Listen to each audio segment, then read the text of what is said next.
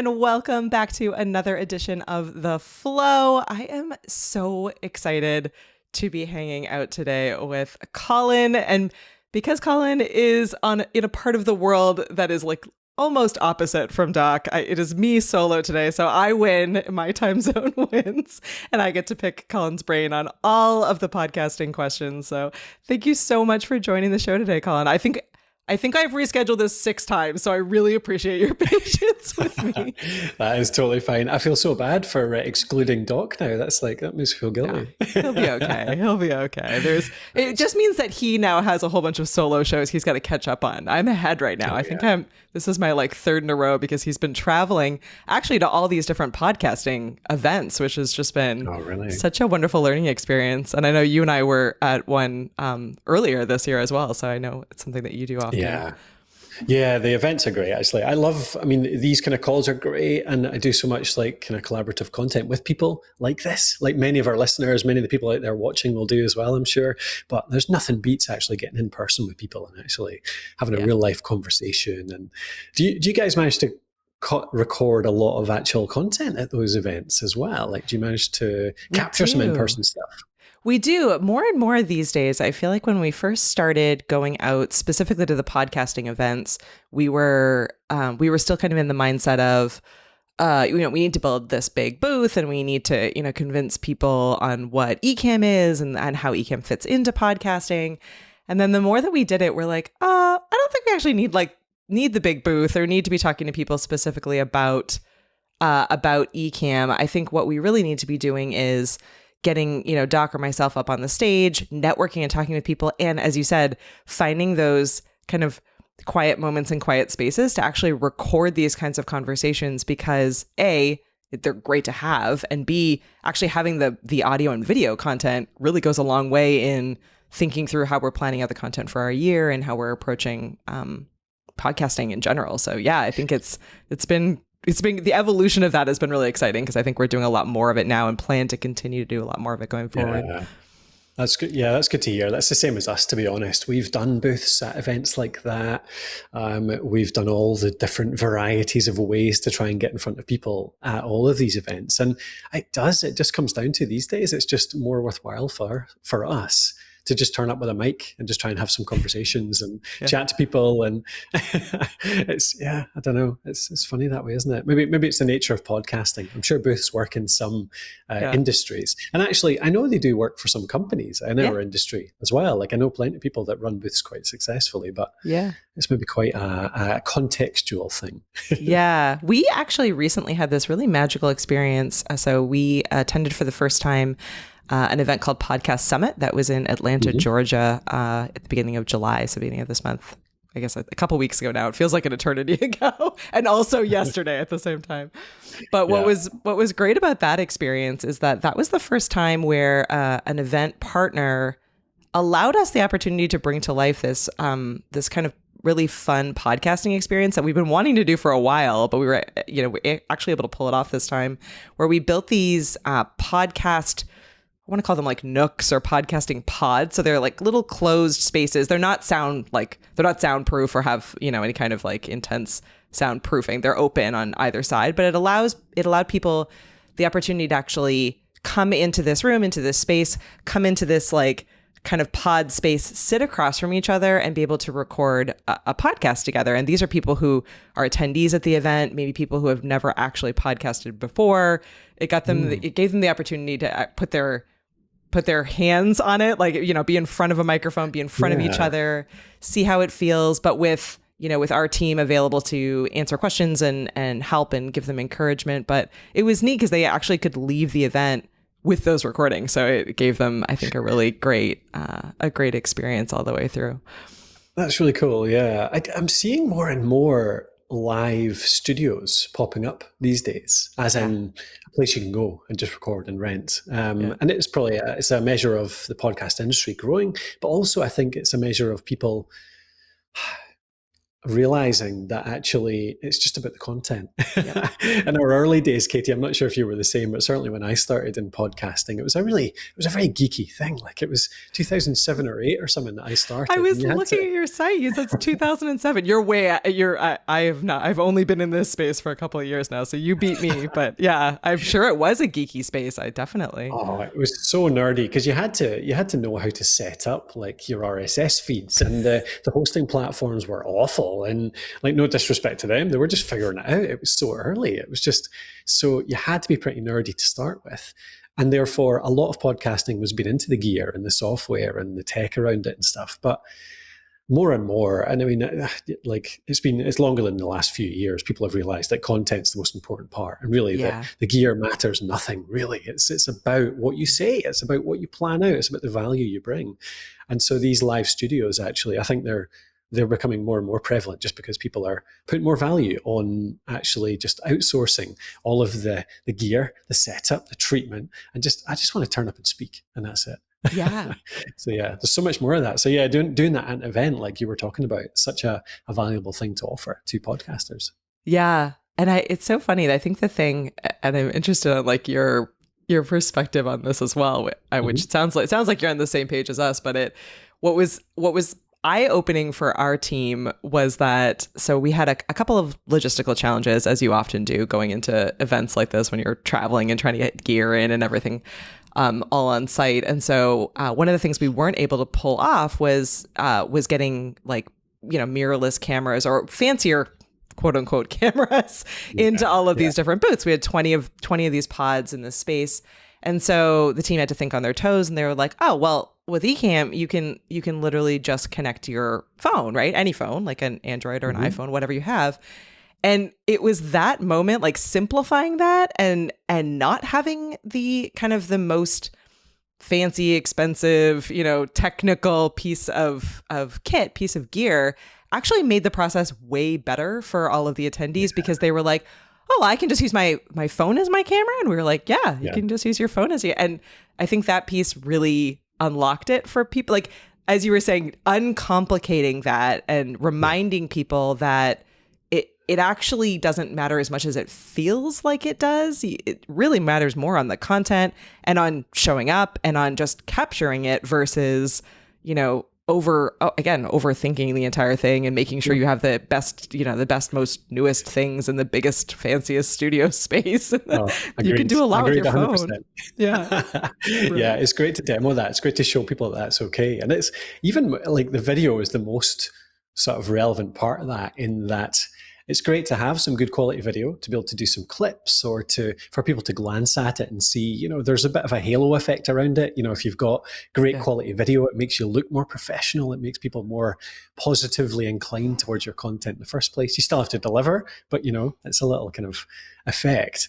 But after that, people just generally, more often than not, people are not even looking at the video because it's on in the background and a tab in the background, or it's on their phone and they've put it in their pocket and they're listening while they're walking, or like they say, they glance at it and then they put it aside and it's just off in the side somewhere. And so, or especially because they're watching it on a phone half the time as well, because so that means the resolution doesn't actually make that much of a difference. So but we've been digging into this a bit more recently, actually, because one of our team members, so Jacob, that I record the Creator Toolbox. So the Creator Toolbox, one of the shows that we create for creators, how to run a creator business, all the stuff you need to have in a toolbox. Thank you.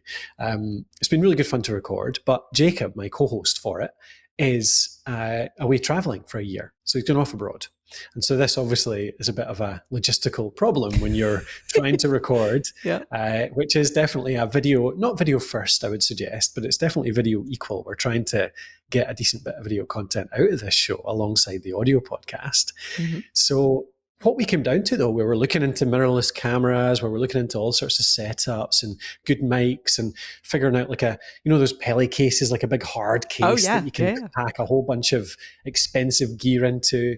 But it's essentially another suitcase that he has to carry around on his travels.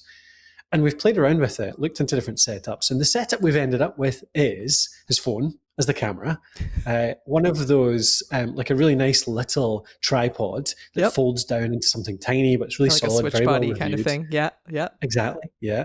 And one of the Rode Go mics as well. Yeah, so exactly. Rode Go mics that plugs into the side, clips onto your shirt, and that's it. Mm-hmm. It's totally fine. They're great. And it's great quality audio because those Go mics, those Rode little mics are brilliant. They're just so shockingly good for the size of them. Although they're expensive, to be fair, so they should be good. And the camera on the phone, like he's got an iPhone 12, 13, 14, something like that. So it's like one of the best cameras in the planet anyway, even though it's built into a phone. And it's a great setup. And it's like next to nothing in terms of weight and size. So yeah.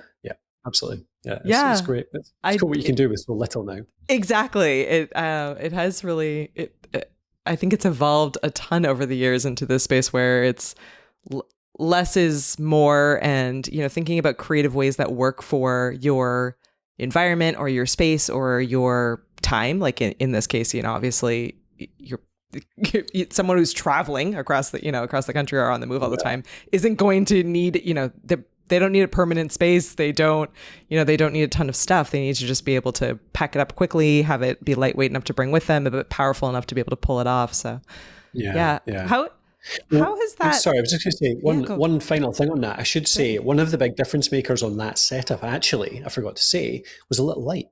You get these little lights that attach to the top of like the There's a mount that Rode create. I think it's Rode that created, and it's got a couple of hot shoes in the top. So it's got two hot shoes, so you can mount a mic, whether it's their shotgun mic. I think that's called. I forget the names. Rode mics are all named the same thing. I think it's the video mic. I'm looking over at my shelves. The video mic Go 2, I believe. Okay. But then we're using the little lavs, like the wireless lavs. Actually, I think they're just called the Go mic potentially.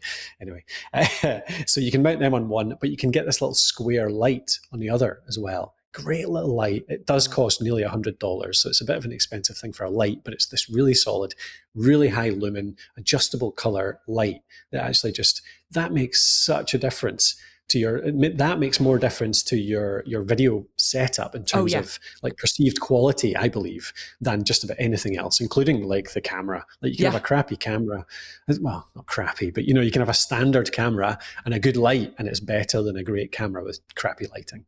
Yeah, it really is. I do a podcast for fun with my best friend. And so she's, we're not investing crazy amounts of money in this, and she's brand new to this whole world. And so, she was like, well, what are the things that like I absolutely need to get? And I was like, well, you need a microphone. Like that's if we're going to spend money for you here in this space, like we'll get a good enough microphone that like your audio quality will be good. And then, and then some kind of light. And she actually just uses the built-in camera on her MacBook computer. And often she looks way better than me because I'm in this like very dark space. So I'm constantly having to mess with my lights. And I have like better, more expensive lighting and gear than her. And she comes in and she's got like this smooth, glowy, like she just looks incredible. And she's just using what's built into, to her computer. And so it is amazing the difference that a good light makes. Like she's not only has a good light, but she's got it like in the right spot. She's really figured out exactly like where she needs to be and what space in her house that makes a big difference. So it goes a long way. It really does. Cool. Yeah, well, absolutely.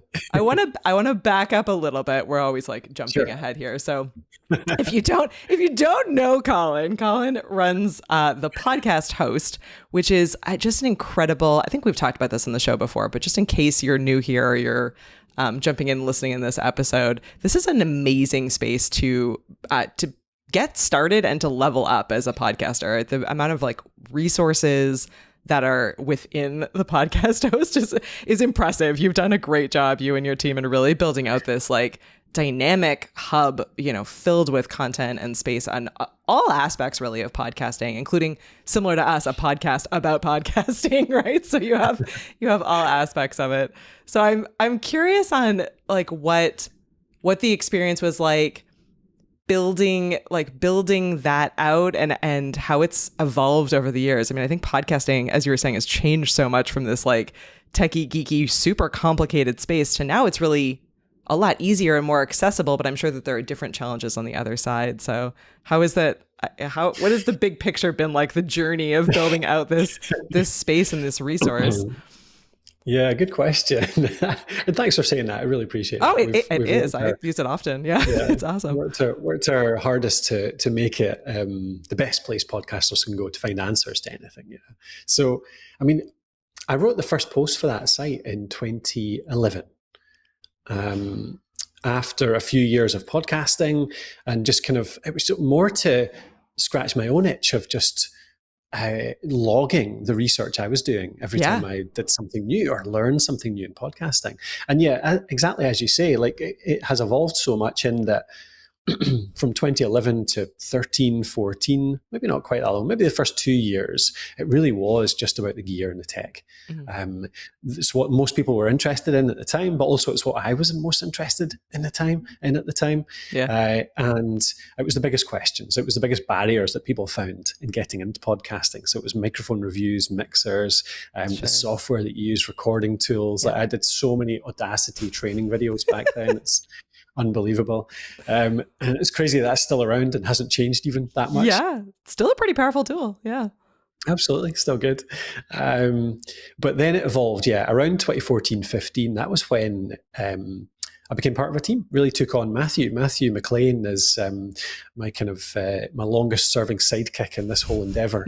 And he's a great writer, audio drama producer, big podcast listener, mainly in audio drama. That was his kind of background. He created some great like fiction podcasts. That's so fun. A Scottish podcast. If you want to hear something utterly filthy in terms of language, so faint hearts need not apply, but hilarious and so well created. If you can put up with that, if that's to your taste, then go and check out A Scottish Podcast, which is one of Matthew's shows. I absolutely will. This is very. I almost want to leave right now, but I'll hang in. I'll hang in there with you. It's definitely Scottish sense of humour, which is definitely quite sweary and things like that. But at that point, we kind of, how would you call it? Professionalized in a way. Like we decided to just start looking much deeper, like what goes beyond the tech. And that's when we really start to dig into, the content, the quality, the strategy, the, presentation skills, the monetization, the earning, the growth, the marketing, all of those aspects. And of course, podcasting itself had kind of graduated at that point to think more about that too. Like podcasting was starting to professionalize so much more at that point as well. Serial was still a year or two away, I think, which often is quoted as one of the, the tipping points of podcasting. Mm-hmm. But it was definitely getting closer and closer to that point. And really that was, the thing we did at that point, during 2015, we set ourselves the task when Matthew first came on to create a post a day for, I think it was 3 months. So that amount, something like 12 weeks times 5, so 60 posts. And that was kind of looking at the 60 top questions in all of those different areas that we hadn't really covered in depth yet. Mm-hmm. And that was the foundation of what the site became today. That took us up to maybe 100 plus posts at the time. And then that was what really boosted our track. Like that's when people started to find us much more because we were answering so many more questions. People would find us. Our podcast, Podcraft as well, paralleled that, as in we started to make that much more polished. We put much more of those questions, those conversations into Podcraft as well. Yeah. And so it complemented it. People would find our blog posts and then graduate to the podcast to get the real in-depth and hear from us about it. Yeah. That was kind of the tipping point really into turning it into a company. And it was from there really we turned into selling courses in education. We created Alitu, which is our podcast maker app, kind of a couple of years after that based on that. And started to grow the team from there. That is so cool. And I think it's really important. We say this often on this show, but I hope that you hear these things because it's the same theme that carries through in every single thing that we say and that all of our guests say as they come on, is that it starts with thinking through the need and the pain points and the questions of your audience, right? So it's thinking through, hey, this is a podcasting space. People who are entering this space are going to have questions on how to do this. They're going to have pain points and things that get in the way of them getting their podcast up and running. And that's the space where we need to create content. So if you're in this space and you're trying to like think through, how to come up with episodes or how to come up with, blog posts and marketing that surrounds your episode or your content, it's really thinking about what those questions are that your audience has in any topic. I mean, it doesn't matter, but that is a great starting point for getting that discoverability, because that's how all of the search engines work. And that's how all people are always looking for information, right? Looking for answers. And there's two parts of it, I think, almost worth emphasizing, but we almost fell into by accident. One of them was the niching aspect. Mm-hmm. It was that, like, we weren't about podcasting as a whole. Like, I was just writing about the gear and the tech. You were solving your own problems specifically. My own problems. And it was like within podcasting was a tiny niche itself. I could have written about the whole of podcasting. It would have been called a tiny niche in itself. But I chose a tiny part of that tiny niche, which was just essentially, here's some cool microphones, here's some mixers and stuff like that. Yeah. And so a lot of people struggle, and you'll know this as well as I, Katie, a lot of people struggle with trying to figure out where to start with a show, because often it can feel overwhelming. Yeah, it's big. I'm going to do a cycling podcast. Where the heck do I start with that? There's so much in here I can cover. So just pick a part of it and know that, as our story hopefully shows, that you can branch out over time. That's how it works. And I think it works better that way. You capture a really interested, specific part of that audience in the early days who become your 100 first true fans. And then that helps you capture your next 500 true fans. And then you come up to 1,000 because you expand out each side. Yeah. And actually, even more importantly, you listen to them. Those first 50 or 100, they tell you, I am really interested in mics and equipment and tech, but actually here's this other thing I'm starting to get into, which is, how do I actually attract an audience? Can you give us some marketing, some growth tips? And then you expand it out that way, so you listen to them. So that was definitely a big part of it that I didn't realize at the time, but we work with it. A lot of the podcasts we work with these days, that's exactly how they'll work. If they work well, it's the niching, then expanding over time. Yeah. So what are some of the most common questions or challenges that podcasters are facing today? So what are some of the questions that you're researching and creating content around here in 2024? Yeah, good question. So things that are different now necessarily than in the past. I mean, editing has always been, and I think will always be, one of the biggest problems that podcasters have, because it's hard. It's a different skill set, mindset. We do not get into this to become audio engineers, do we? Well, who wants to know how to do compression and EQ and what a decibel is really? Like, we all think we know what a decibel is, but see if you go and look up the scientific the real way it works. Get into logarithmic graphs and all this kind of nonsense. It's crazy. We don't want to have to know that stuff. Mm-hmm. So editing is just like, we want the thing to just be cool and polished and sound great without much work. So that's not going away by any means. And I mean, that was a big drive behind us creating Alitu, because we're trying to make that whole thing easier. Yeah. But I think the big pivot there is that it has become 10 times as bad now in terms of the questions we get because of video, because video has become so much more prevalent in podcasting. Mm-hmm. So have you found that as well? Like, I mean, I remember the first iteration of Ecamm. I used it in Skype. There was no video in there. It's just record your audio phone call. That's the fond days of old Ecamm. Yeah. But obviously Ecamm is very video friendly. Yeah.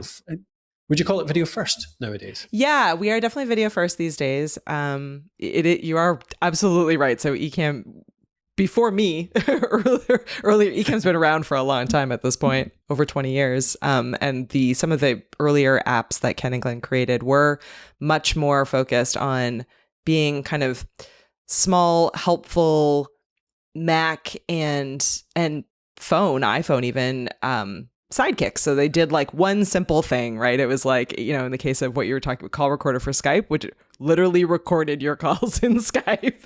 And so it was really helpful, I think, for a lot of podcasters back in the day. And then that software kind of, ran its course, and Skype added its own tools, and Skype became less of a popular tool. And at the same time, Ken and Glenn had started to develop what would eventually become Ecamm Live, which started as a live streaming tool. It started as a tool that people were using specifically for Facebook Live. So in its first iteration, it was a Facebook Live sidekick, a tool to help you do that back when that was like, the main thing that people were doing.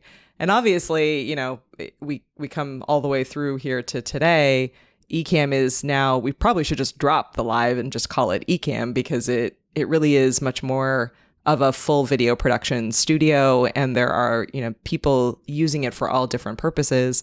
One of them is podcasting, because we again had this audience of call recorder for Skype customers who were like, no, but I really want to be able to make my podcast, and Ecamm Live will let you do that, but it is a video first tool, so it requires that group of people to at least be comfortable with recording video, even if they're not going to use it, or they're not going to leverage like the entire video, they have it, which I think is really great. And obviously this show, we do actually a really, I think, slightly different approach to video than a lot of people do, which has worked really well for us. I do the same thing for my personal podcast as well, which is the mass majority of the episodes that we do, not this one, because we're recording this one, but the mass majority of the ones we do, we actually live stream our recording process out to YouTube. Yeah. Okay, cool. And we do that for a couple of reasons. One, because we can. We have the software and the tool, and we have a pretty large audience on YouTube, and our audience, we've trained to show up in the chat and feel like they can ask questions and they can engage with us and they can spend time with us. And so we didn't want to take away that magic, which is great and has been there in all the episodes that we have. It's a really special experience for us as hosts as well as for our audience.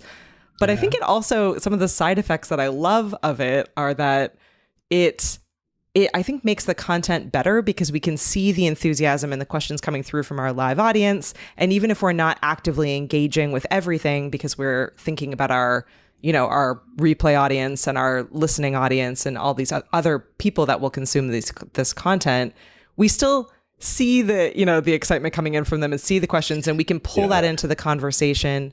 It also helps us keep consistent, because, you don't want to not show up for a live audience that's ready and expecting for you to be there, right? So we're, Tuesdays at noon Eastern, we are live. And if we're not, it's for a particular reason, and we've let the audience know in advance. And so I think it forces us to even if we're having a bad day, say, well, no, we have to record the show. There's no, we're not going to batch record, and we're not going to do these other things. So it's probably more work in some ways, and yet easier in other ways. And I think live video is sort of the hardest, I think. So it's sort of at the top. So it's, if you can start there, then I feel like everything else is pretty easy to repurpose these days or use in different ways, especially with all the AI tools. You can put it through any countless number of tools and be able to get things like, clips with captions burned on. You can get the transcript. You can get the transcript put into an AI tool that will write a newsletter or a blog post or, any number of things for you. That certainly still needs some, eyes on it to tweak and edit and make sure it looks good. But yeah, that's our process, and it's worked really well for us. So it's been fun. Yeah, there's a really magical part of that, actually, which totally ties into what I said just a minute ago around the editing being the hardest part. Is I often encourage people that we work with that are in our community or working with as clients, often I encourage them for the first 10 episodes to record as if they're going live. I just call it the live recording mindset. Yeah. Like, you don't have to be actually going live, but pretend you are. Record as if you're going live. So you've got the script in front of you. You're going to work through something. You might record video, you might not. It doesn't really matter. But just treat it as if you're on a radio show. You're not allowed to edit. You're not allowed to go back and do anything to this recording. So any mistakes you make, you just keep going. You go, oh, sorry, I didn't really mean to say that. This is what I actually meant. And there's a couple of brilliant things in this. First, it makes your editing far easier because you're not going to actually edit it. You commit to, the whole point of it is that you commit to putting these first 10 episodes out entirely unedited. You'll do a bit of cleanup, maybe put it through some kind of automated cleaning tool. There's tons of them out there now. Alitu does it, for example, but there's loads of other ones. You'll do a trim at the start and the end, maybe cut off the silence at the start and the end just to tidy it up, but no internal editing. And that means that you can turn around that episode in literal minutes. Like it takes you from hitting stop on the record to getting it published. It's just minutes.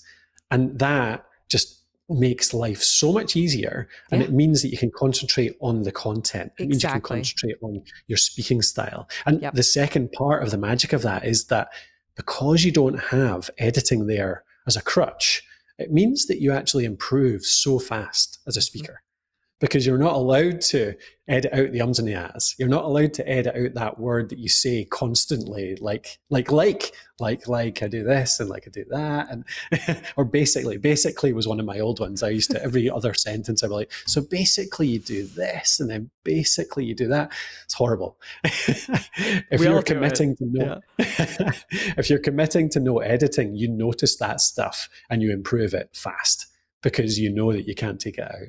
So it makes you a better speaker. It helps you get through those first 10 episodes so easily because the editing's totally cut out. And there's so many benefits to it. You can then start to edit after that if you want to. You can start to polish up more. But getting past that 10 episode milestone is so powerful for the continuity of your show, for the improvement of you as a speaker and everything else. So yeah, I love that. Yeah, it's great. Whether you go live or not, try it.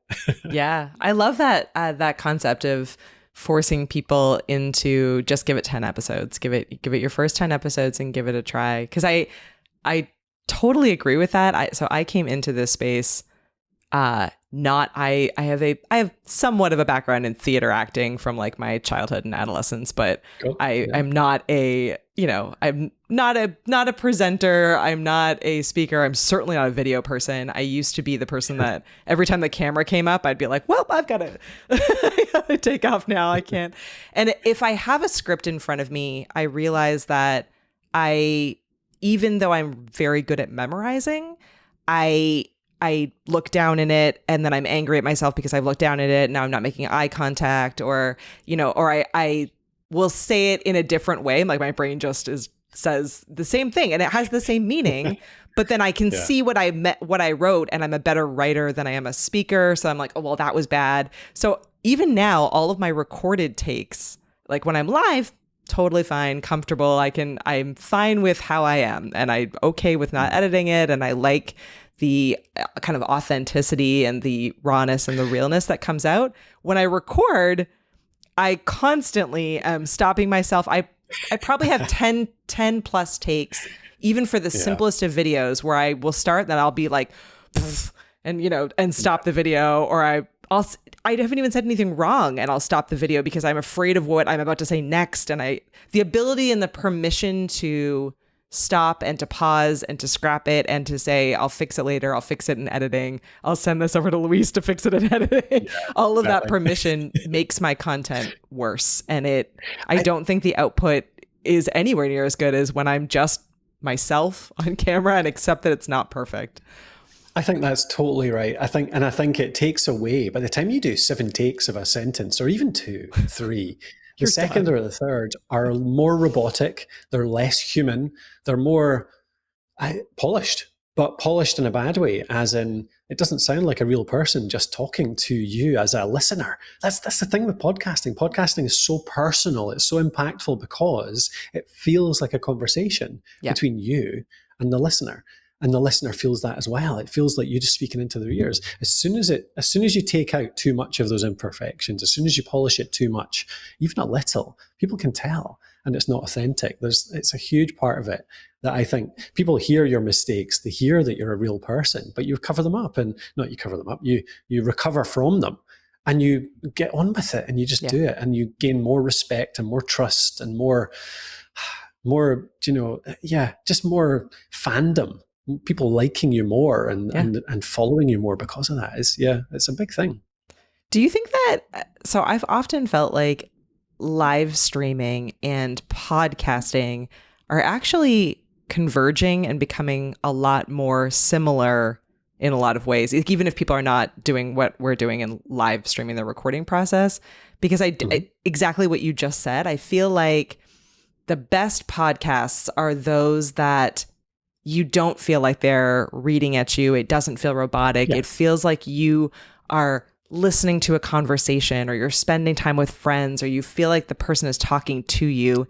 And I feel like live streaming in many ways also has that element, because there aren't any takes. It's not edited. It's not, it's not rehearsed. I feel like the same magic. And I feel like that's probably why when you put them together, it works so well, or it feels like they belong together.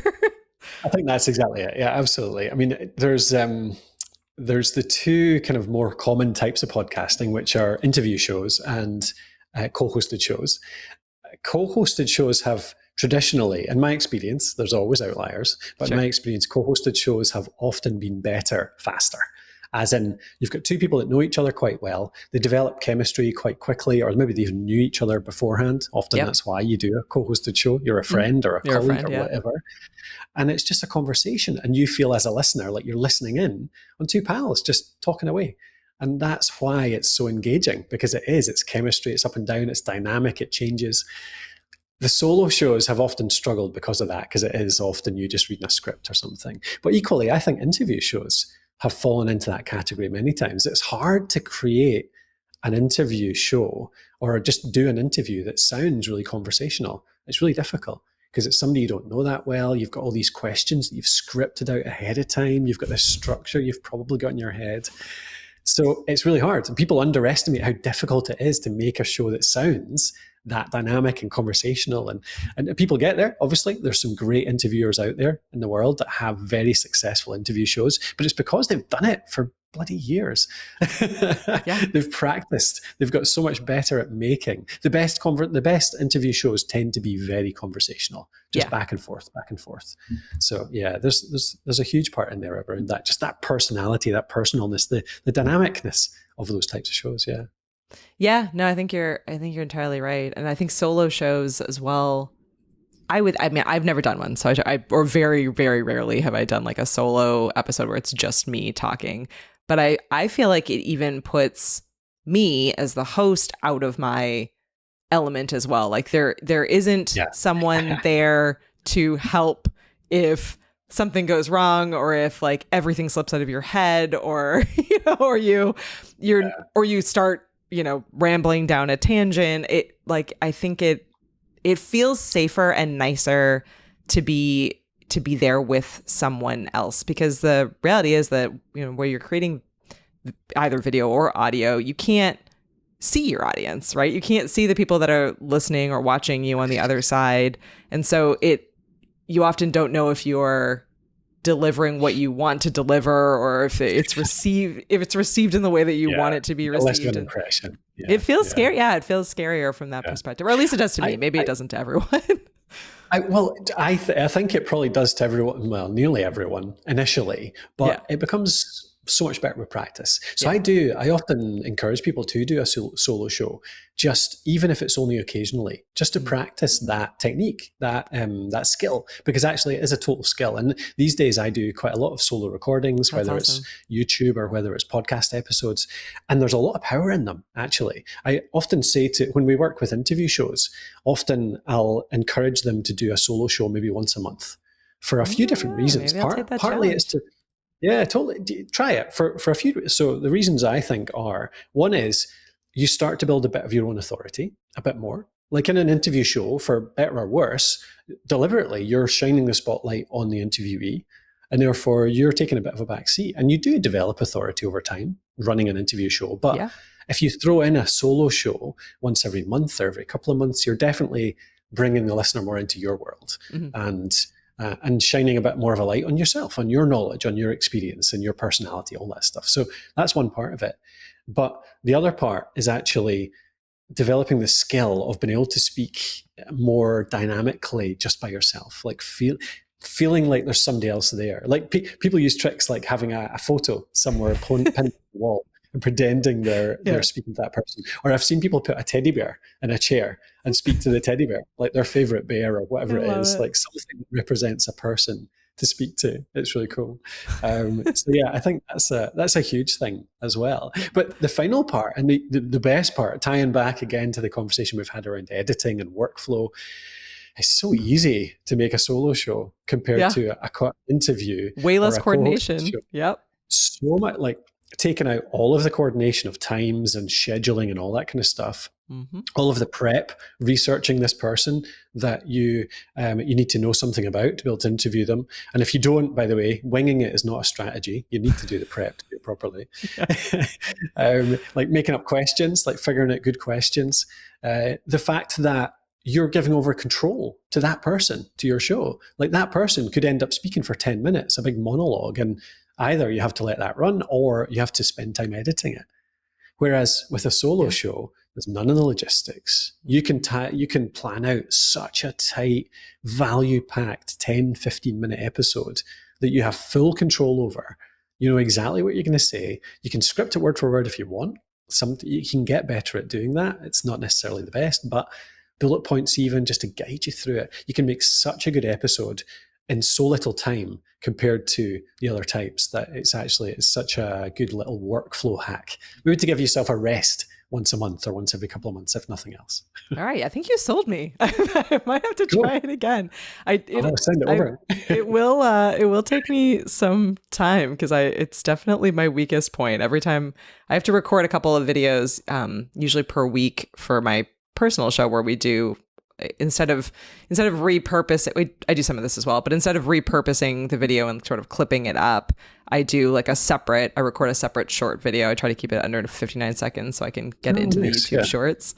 But even that one, it's just me, and it's we do a movie show, so it's 3 facts about that movie, and I know the facts and I have them like jotted down, and every time I like go way over, I talk way too long, and I'm like, darn it, it's not 59 seconds, or I say something that's like not at all what's on the script. My brain is just like, nope. So the practice would be good. I think forcing myself to do that would be great. Do you find you've got better at those types of videos over time though? Or do you feel like you're improving? Yeah. I have.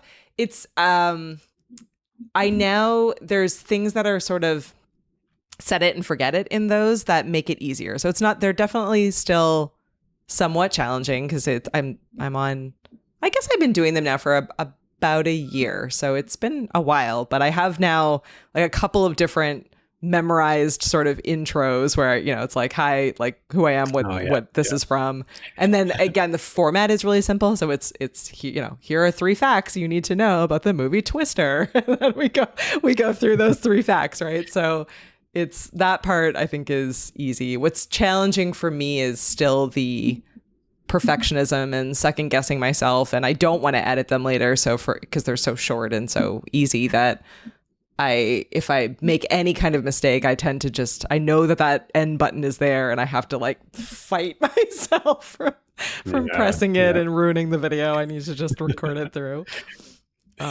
It's embarrassing because Ecamm actually has a pause button, which I have known about since the day I started, and I only last week, I think, tried it for the first time, and it actually saved the video because I was about to stop it. I hadn't even said anything wrong. I just had like a wave of panic for some reason, and I hit the pause button, and I was like, no, this is fine. And then I continued on, and it was okay.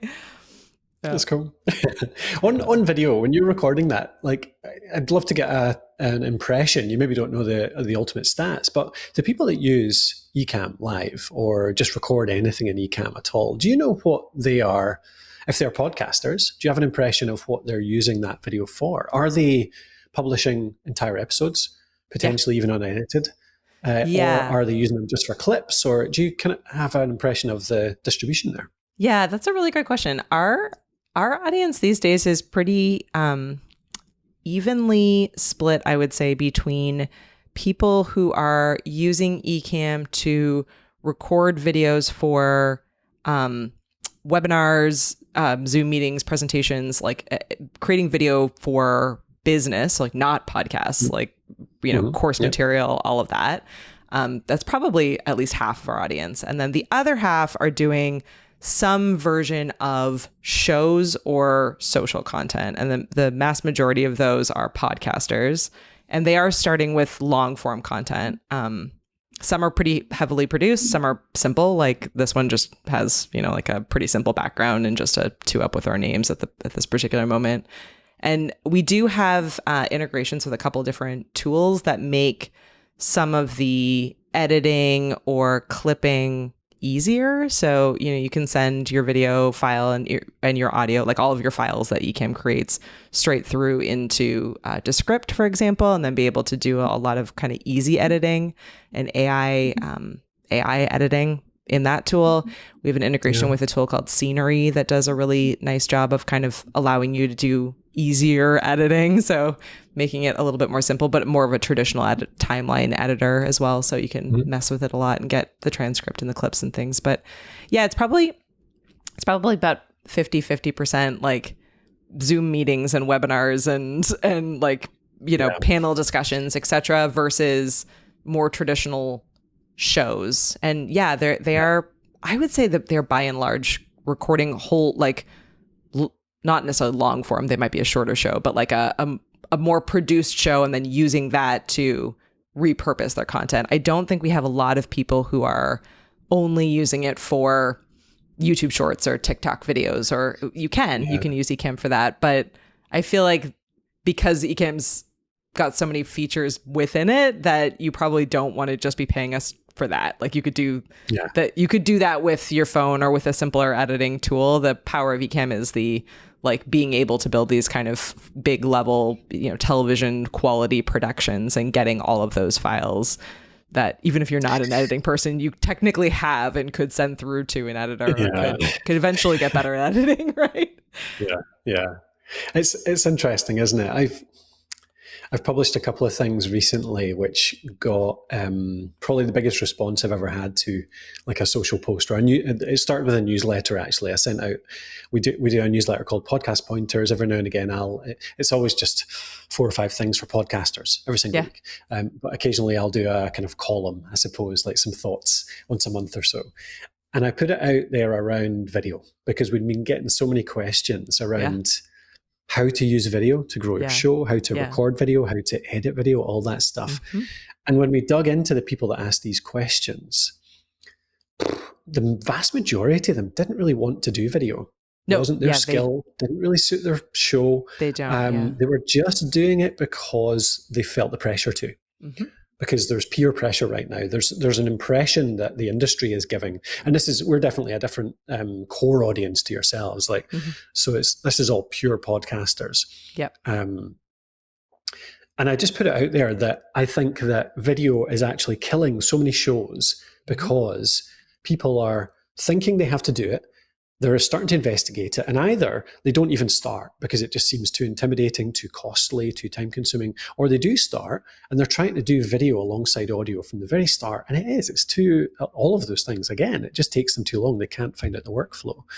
And actually the growth side of it, so potentially clipping does work very well. Some podcasters are making it work really well, and you can do, especially if you've got a team, you've got assistants.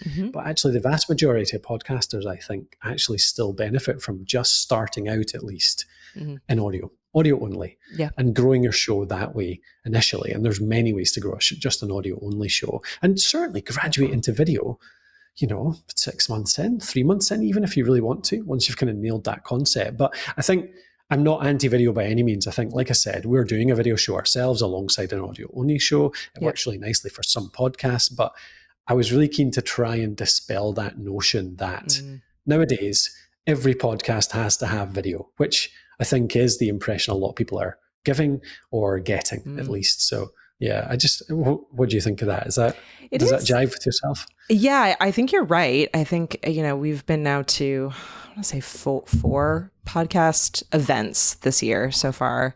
And that definitely, like, certainly at those events, that's the vibe we're feeling, is that people who are, well, I guess split. I would say people who are newer that are going to these kinds of events or that we spoke with, they are, I think, in a better position, or it's, I think, a little bit easier for them because they can say, okay, I want to start a podcast. What are all of those steps? And they can kind of consider video in an initial workflow. And I think that's easier to approach or to wrap your head around or figure out whether or not you want to do that versus people who have been in the podcasting industry for some length of time, who are audio only podcasters, who are sitting here and saying, okay, YouTube is making this big push. Everyone is saying we have to have video, but I've done this for years, and that is much harder. It's much harder to say, okay, I have an audio only podcast. It's working to some level. Maybe adding video will help me grow more, but it's a huge amount of training and investment and effort to add that into an existing workflow versus starting with that as part of your workflow. Like, as I said, it can be easy. It's not that video is necessarily hard these days. It's just that it's the biggest thing. So again, like if you start with it and you're recording your, it's part of your process and you're recording your audio and your video simultaneously. And that's part of your process. Even if you're not using the video, you then have it to be able to, add that into your social accounts or clip it up or use it in different ways. And then you have the audio. But if you're doing, if you're trying to add it as an extra process, then certainly it's daunting and it's big and it's probably, as you said, stopping and frustrating and canceling a lot of shows and making people just crazy because you're already going through the process of recording your podcast in an audio format. And then you're trying to add in, okay, well, now we should also record, these video clips for social, and we should also do all this video work because that's where we need to be. That's a lot of work. That's a lot of work. And in many cases, podcast is an extra thing, right? It's your side hustle, or it starts as an extra thing and maybe it becomes a business. But yeah, I can absolutely see that. I think the potential is in figuring out a way to have a smart workflow that allows you to do the recording process of both video and audio once, so that it's not something that you're having to add on as an extra step or a huge extra process or, a ton of extra work. Otherwise, you're right. I don't think it would work well for a lot of people. It's expensive and it's complicated. Aye, and somehow figure out how to edit them both together without having to resort to ending up in Adobe Premiere or something like that, which is just it's like an airplane cockpit to most people. It's crazy. It's hard. Yeah. Well, that is, in many ways, why we invented this show. So the show is called The Flow, and really the premise of the show, and actually the mission Ecamm has been on for this entire year, has been a lot of the issues that we see, not even just in the podcasting space, but in general, as we look at content creators, even people that wouldn't consider themselves content creators, is that they don't have a workflow, or they have a workflow, but it isn't actually working for them. It's making things harder. And because the landscape is changing so rapidly, there's constantly all of these new tools that are coming out, or new, systems that you're often in this position of, well, I'm using, these 4 tools and this is my workflow, but then, everyone else is talking about this tool over here. So I'm going to go try that out. And then you end up with, all these different things, but you don't actually have a system or have a workflow that works for you. So we're